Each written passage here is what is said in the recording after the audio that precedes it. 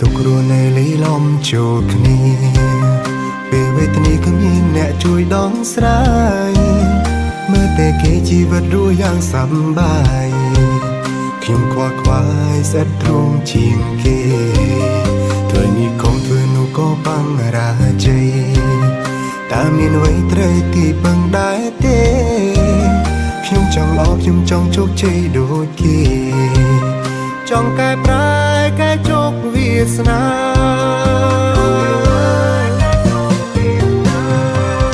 ជុំវិញខ្លួនខ្ញុំគេជោគជ័យអស់ហើ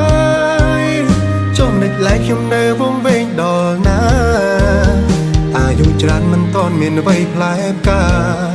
ដូចគេទេចង់បានអ្វីក៏មិនបានដូចបំណ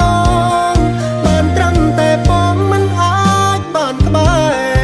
រហេតុអ្វីជីវិតខ្ញុំមកភពជាងគេទៅមុខមិនរួ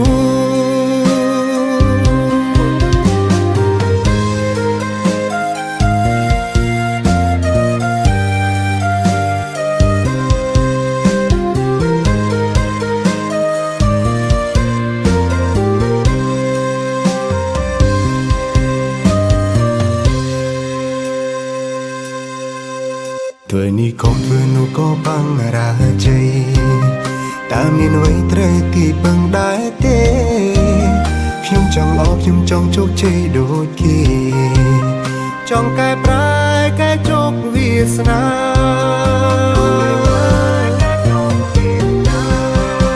ជុំវិញខ្លួនខ្ញុំគេជោគជ័យអស់ហើយចំណុចឡែកខ្ញុំនៅវងវែងដល់ណាអាយុច្រើនមិនតន់មានអ្វីផ្លែផ្កាដូចគេទេចង់បានអ្វីក៏មិនបានដូចបំណងបានត្រឹមតែបងមិនអាចបានក្បែ